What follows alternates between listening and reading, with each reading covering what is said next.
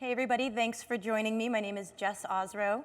I am going to do a workshop called Combat Imposter Syndrome. Really quickly, can you just raise your hand if you've ever heard the term imposter syndrome before? Can you keep your hand raised if you felt or raise your hand if you felt imposter syndrome before? Awesome, okay, cool. So this is not an accurate agenda. This is from a previous one. It's going to be much shorter for today. So we're not going to go into each exercise necessarily in full, but you will have all the resources to do this on your own, do this with a friend, et cetera, and so forth. So we're going to do quick introductions and asks. If you're not sitting next to somebody or near enough to somebody, I suggest you move so you can just chat with somebody, or across the aisle here works fine as well. We're going to do introductions and offers. We're going to do outcomes and talk about the definition of imposter syndrome. There's a couple different ways to think about it.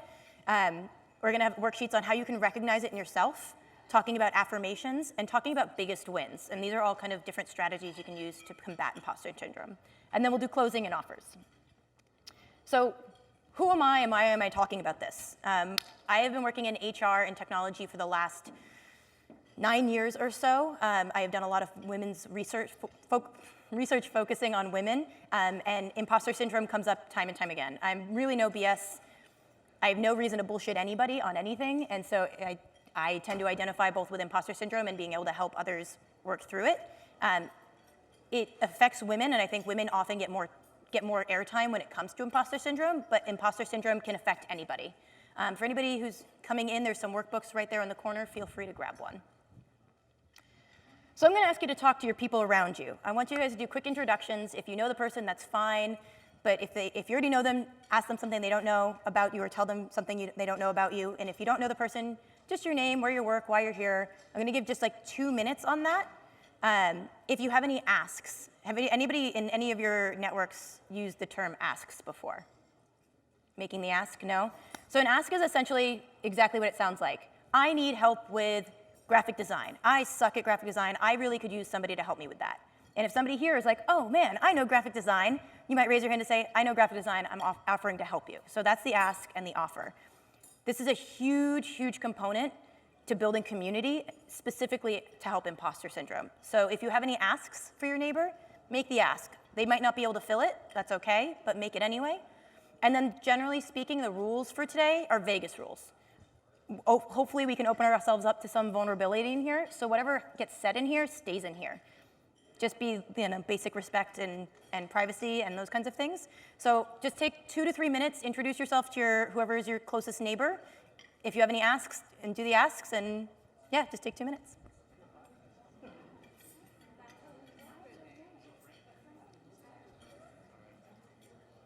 Here.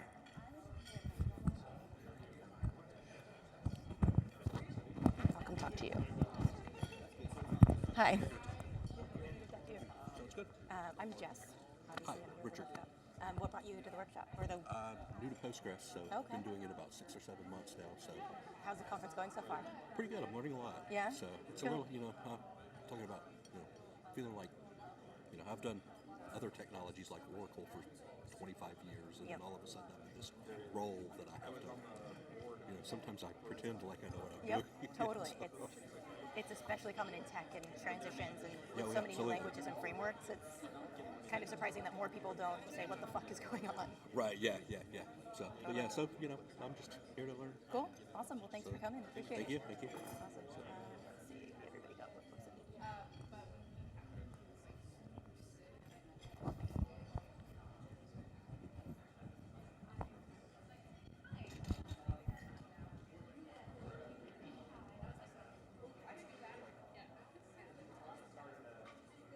Okay, start to wrap it up a little bit.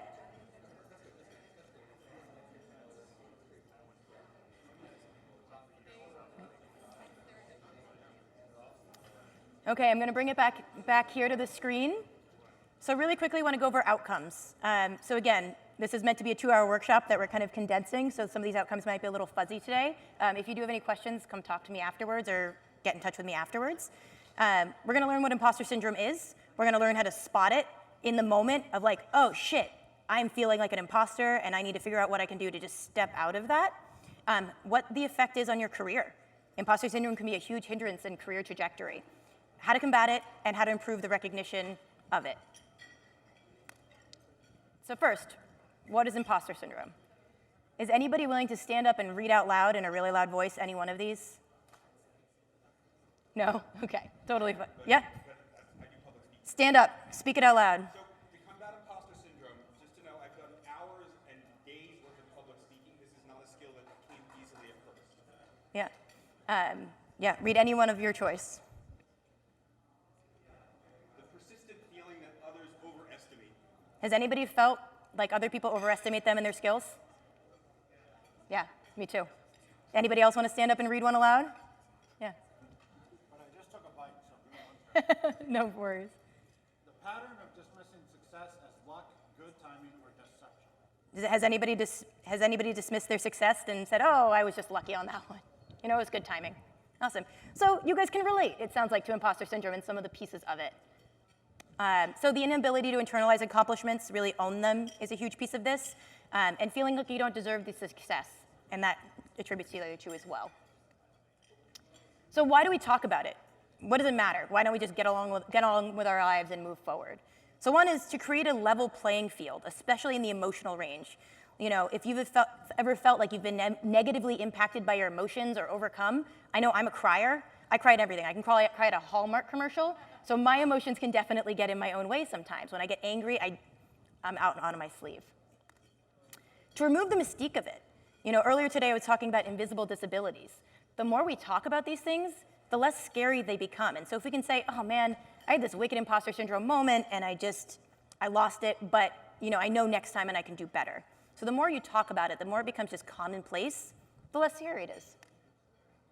To take actionable steps. You know, what is it? If you can't do anything about it, if you can't talk about it, if you can't take action, what's the point? You guys didn't come to this conference to learn something and then do nothing about it. You know, you came here to learn something and bring it back to wherever you came from and make it better, whatever it is you're doing.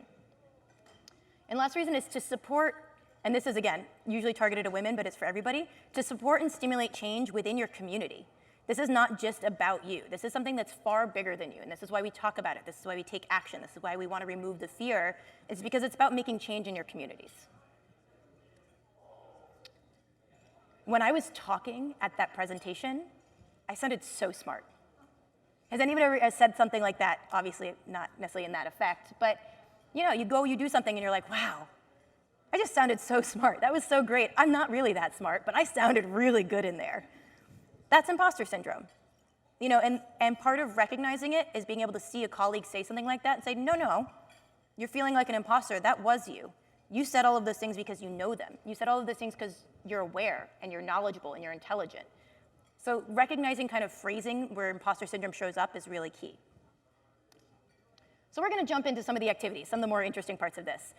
So recognizing imposter syndrome in your own life. And specifically for this, I would suggest you cater it to your career and tech-focused if it's more relevant to you. So this should be one of the first worksheets. I'm not sure which page. So some examples of imposter syndrome. Some of these are from my life. Some of these are from my peers. Does anybody feel comfortable standing up and reading one? I'm like super interactive. Renee? Awesome. I was just going to call on you anyway. My boss overestimated my work. The great feedback I got from them was nice to me. Being nice to me. Only received this because of quality efforts. I'm sorry. Not equality. Not because of my actual work. So you got a raise, and you're like, wow, I got a raise because I'm a woman. They just want to promote women in tech. I didn't really deserve this raise. I didn't really deserve this promotion. That's something that's a real reality for a lot of people. You want a scholarship for school. Well, they only gave me a scholarship because I'm a person of color. They only had one person of color apply, and they needed to give it because they needed diversity efforts. I do research on invisible disabilities. I'm not a researcher. I'm just a person doing a Google poll. Like, what does that matter?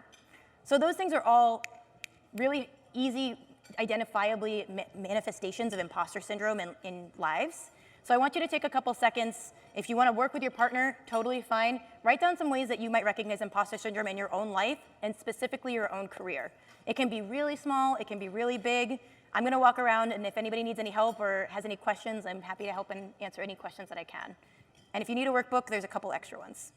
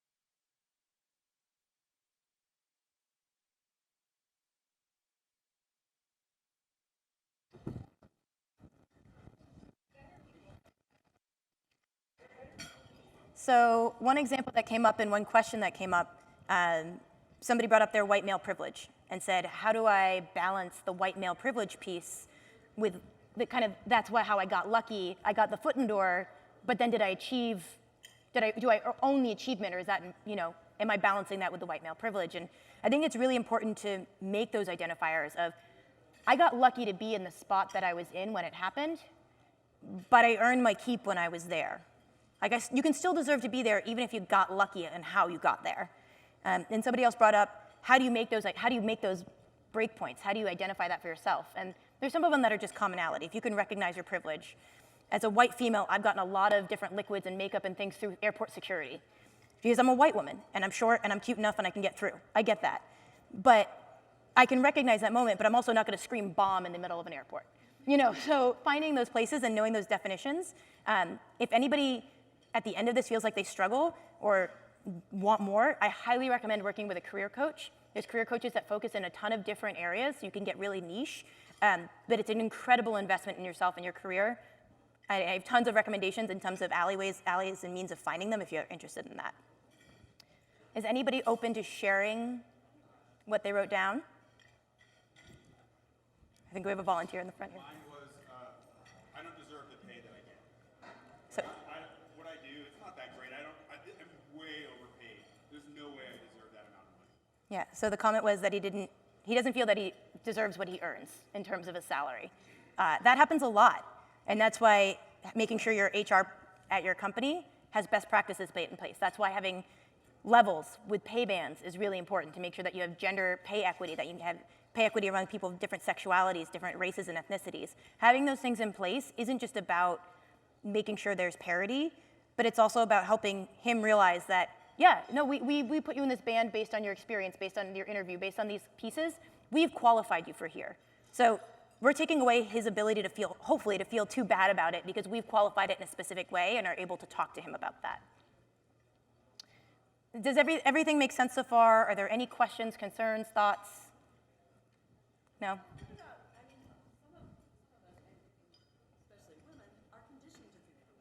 Yeah. We get told those things, and then pretty soon our brains start thinking those things. Yeah. Question or a statement?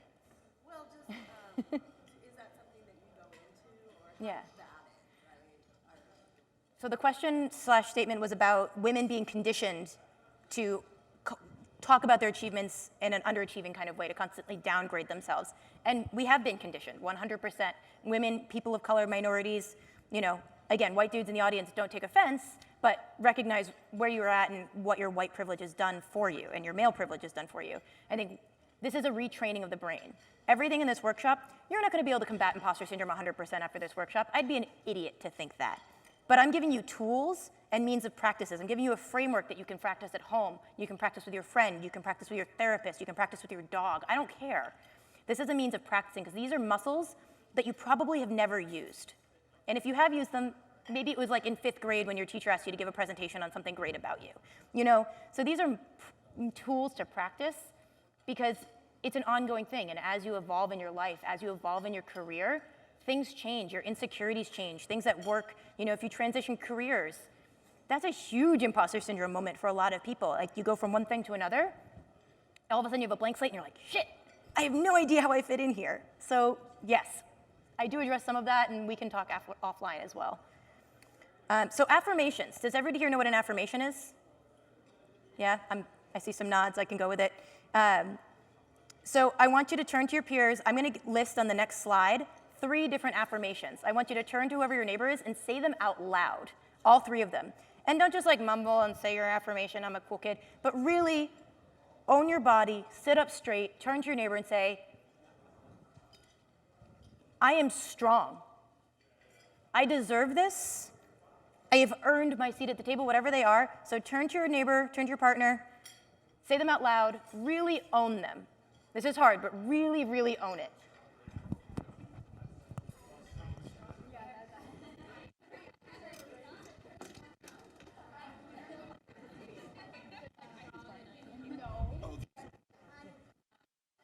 No?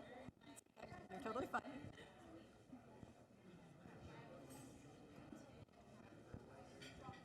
How you doing? Everything good?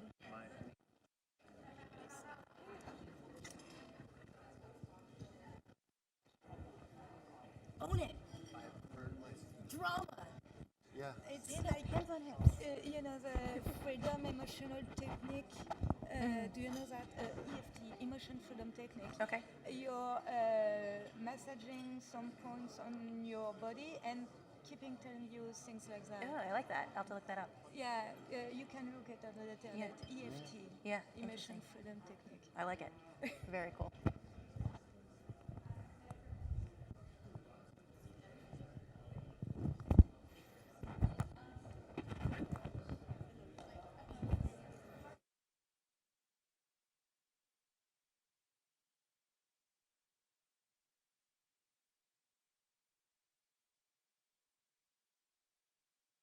Anybody that feel like you're kind of out of place and it was like, I don't really want to do this. Why is she making me do this? That's the goal. These are uncomfortable. If I asked you to be a pro soccer player tomorrow, you'd probably be pretty uncomfortable as well. You know, this is a muscle you have to practice. For me, for affirmations, if I'm in a really low spot, if I'm hitting some depression moments, I'll put sticky notes on my bathroom mirror with affirmations that are personal to me, and I'll say them every day, and I'll look myself in the eye and say my affirmation. They really do help. It may seem corny or cheesy, but that's why you're gonna write your own. So take a couple of minutes. If you wanna work with your peers, your partners, they can be related to career, they can be related to personal life. They don't have to be long and involved, but they're a statement about yourself that is true, but is also empowering. You may not totally feel it all the time. You know, in this case, it might be like, I know Postgres. I can use this framework, technology, whatever, at my job. I am good at my job. You know, it can be really short. So just take a couple minutes, write some down. You can write more than 3. If you're having trouble, raise your hand, let me know. It's supposed to feel weird. Just keep working through it.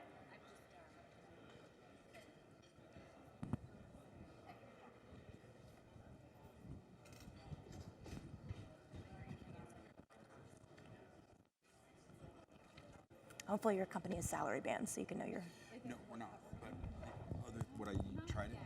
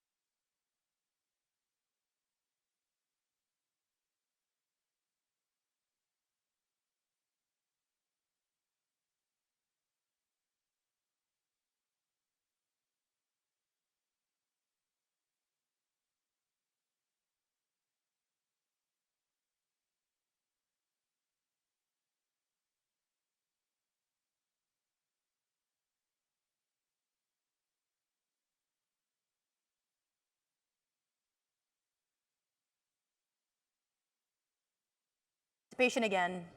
Is anybody open to standing up and saying theirs out loud?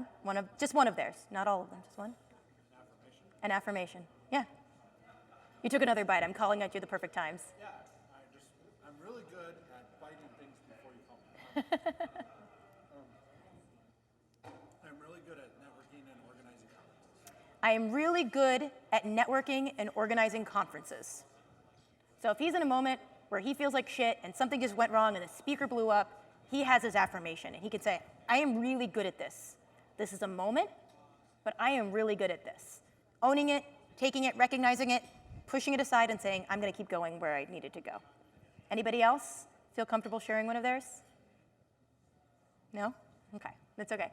This is a really great tool and one that you can just do for yourself. Like I said, I put mine on the bathroom mirror and I look at myself when I'm having a bad day and I make eye contact in the mirror and say it. And sometimes I say it each one 5 times over.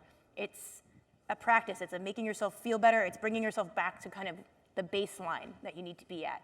This is also something a great thing to do with friends and say, I need to brainstorm some, or I'm going to read you some, or I'm going to say, you're great at this. Because it's a lot easier to compliment your friend or tell your friend an affirmation about them than it is to do for yourself. So if you don't feel comfortable starting with you, start with somebody else and say, you're really great at X. And then they'll go back and say, you're really great at Y. And then you can get more creative and really build them in. Anybody have any questions, concerns, thoughts? No? Okay.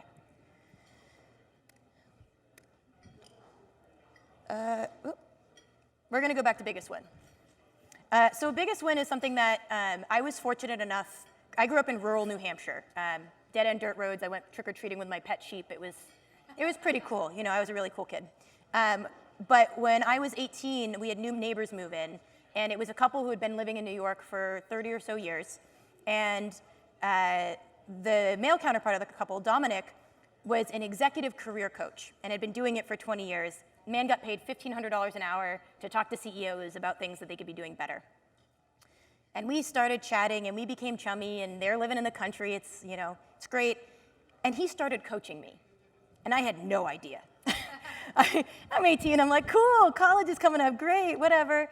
And he's fantastic because he coached me and I had no idea. And one of the concepts we talked about is where are your wins? Really identifying your wins and using those as your stepping stones to whatever's next, because they can get really muddled into everything. And unless you say, this is the win. Here's 5 other wins that are different. Here's the win, let me categorize it. We're all talking data. Make this into a data thing. This is good win. This is about a data win. This is I foster animal win. Like, you can segment them and figuring out where they are in different areas of your life. You can base affirmations off them, which we'll go into. Does somebody want to stand up and read one of these bullet points out loud? You know I love participation. Anybody? No? Okay, I will read them. So a big win is a personal accomplishment. This can be a solo experience, it can be as part of a group, or it can be while working on a project. This can be in a personal life, it can be in your career. It's a win. I built out a framework, and you're gonna illustrate the difference between the confidence that you were talking about and being overconfident, which is unjustified. So we're really gonna break things down to the what happened. We're gonna get rid of the story of, oh, I feel mushy and emotional over here. We're gonna step out and say, no, this is the what happened. This is the black and white, and we're gonna put it in a box. So we're really gonna remove that emotional component so you can recognize those pieces. And imposter syndrome hinders what you do. It's gonna stop you from raising your hand. It's gonna stop you from putting forward an idea. It's gonna stop you from contributing. So again, this is a muscle we're practicing. And so this framework is something you can bring home. You can do it with anything that's a win. And it's really about identifying those key components. And when you can recognize them, you can talk about them. And then all of a sudden you're talking about your achievements in a way that doesn't feel like you're bragging or like being like, oh, I'm so cool, I did this great thing. You're talking about the black and white. You're talking about what happened. Because that's irrefutable if it's factual. So we're gonna do the biggest win breakdown. So you're gonna write down on whatever the next workbook sheet is, you're gonna write down 3 wins. And I suggest, because of the nature of this conference, you relate them to your career. They can be small. It can be like, I found the bug in the line of code, in 1,000 lines of code, whatever it is. It can be really big. You can say, I spearheaded this project, and it changed the world. So write down a couple. I think I have room for 3 there. And then we're gonna break it down. So once you have 3, I'm gonna just walk around and make sure that people are writing some stuff down if you're participating. And then we're gonna break it down. And like I said, we're gonna remove that emotional piece from the what happened. And then we're gonna write some affirmations about them, and then you're gonna talk to your partner, and I'm gonna ask you to share. So if you feel like sharing and being brave and being vulnerable, there's only 12 minutes left. I promise I won't torture you for too much longer. But really, this is the soul of what I'm trying to get at today. And if we had longer, I'd force you to do it. So know that you're getting off easy. So write down your 3 wins, and then we'll go from there. And you can talk to your partners. You can talk through things. If you're having confusion, if you have struggles, let me know. I feel like I need Jeopardy music.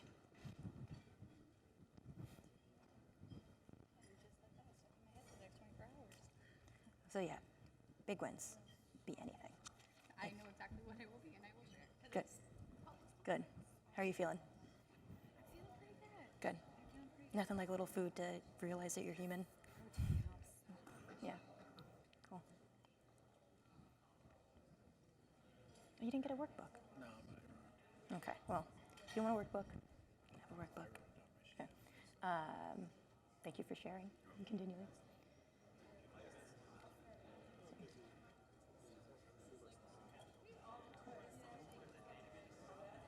Any wins? Ooh.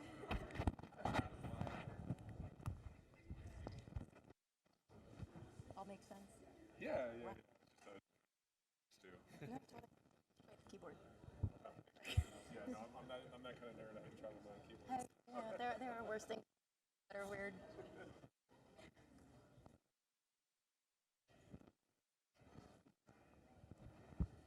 Okay. Looks like we got some people. A couple of things.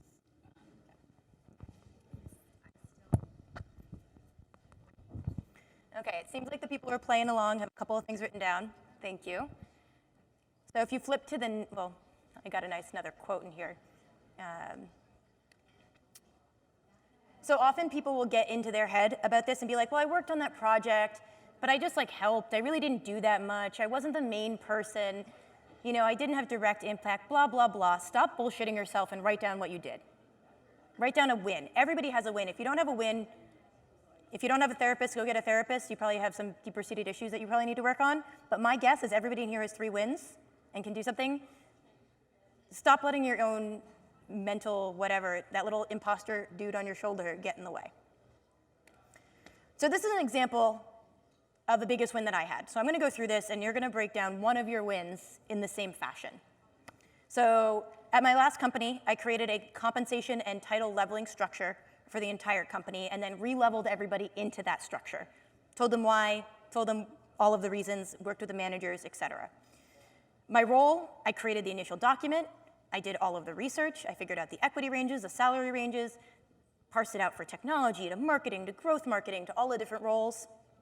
Some strategies I used, I researched, did a ton of research. I met up with people. I said, how are you doing this for your company? What did you work on? I talked to managers, I got feedback on where they had concerns and issues.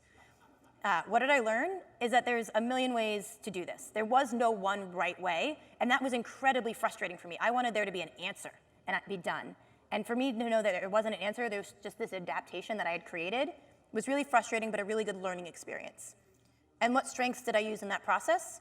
I had to listen without having the answers. I had to go into managers and just take everything in. I had to go to these people I was asking for coffee who were higher up in HR than me, and I said, tell me everything. And so I had to really listen and not have a response, which for me is really personally very difficult. I tend to have an answer for a lot of things.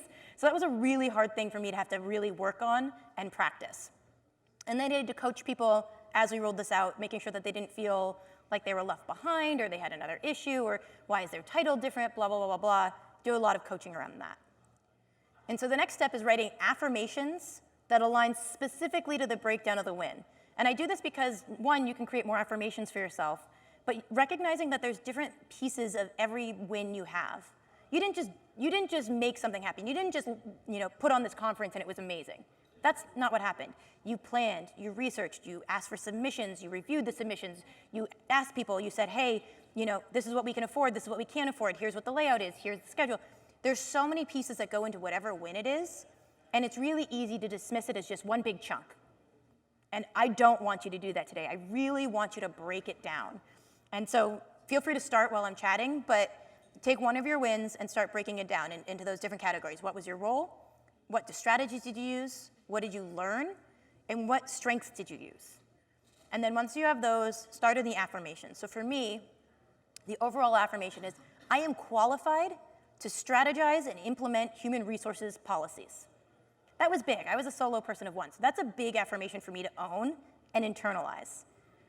Another affirmation, my empathy for employees is strong and valuable.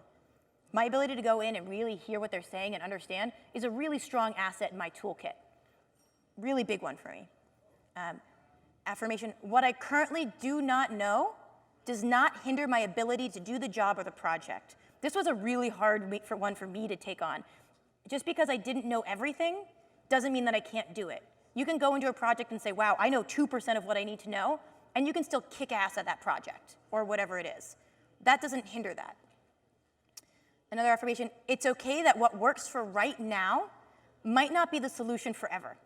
So this framework that I created, It was a 100-person company. We were going to double in size. That's not going to work when we're 200 people. It has to change. It has to grow. It has to adapt. I had to be okay with knowing what I created may only last a year, and that it's something that I'm going to upgrade and continually work on. And again, that's really hard because you're like, I just spent 3 months of my life invested in this thing, and it's going to change in another 9 months? Like, fuck that. That's really hard to get over. And so creating those affirmations, and then the last one, I can successfully complete projects of all types and all scale. This was not a little project. This affected 100 people in this organization. This affected their livelihoods, it affected their income, it affected equity, it affected their emotional state. This was a big thing. But often I just go around and say, I created this leveling and equity compensation thing. It was cool. But this is what part of it looks like. I could go further. I could create another 100 qualifiers in here and another 100 affirmations. The real key is to make sure that you're recognizing how much goes into each individual win. It's insane when you break it down. It's insane how much you do, how much you accomplish, whether you're an associate level or CTO. Everything you do breaks down into smaller components. So just take a couple minutes, go through that. We only have 5 minutes left, so just take your time. This is the last piece of this. And it's tough. Again, I can't emphasize that enough. This is a really difficult topic, and it's even harder to take action on. And the more you can do these things, the more you can, in your head, say, okay, I'm going to break down my win. What strengths? What is the affirmation? What strategies? What did I learn? And be proud of yourself and own those pieces. Because honestly, nobody else is going to own those if you don't. This is great practice for your resume. All of these are your bullet points when you talk about things on your resume. All of these things can go on your LinkedIn. When you recognize things, when you're working on your personal brand, they can go on your website.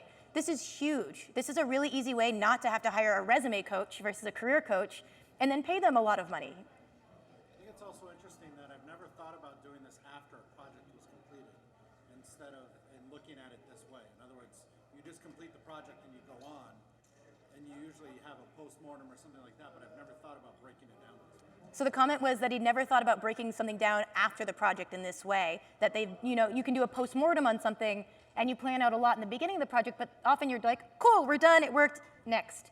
As managers, this can be a really great exercise to do with your teams if you manage people.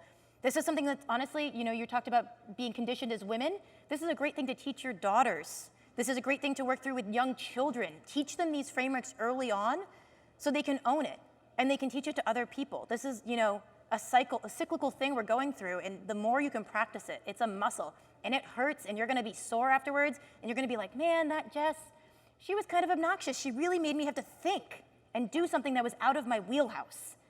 And good, whatever, I leave after this. I'm gonna go hang out with my grandma. Like, I made you work, that's my job, check, I did it. These are things you have to practice. You have to bring these back. You have to internalize them, bring them to your teams, do them as part of an offsite. Hire me as part of an offsite. I do corporate. It's really important, and I can't emphasize this enough. And these are the elements that are gonna help you beat back imposter syndrome in the moment, for your friends, for your peers, for your family members. To be able to recognize it and help somebody through this is incredibly powerful.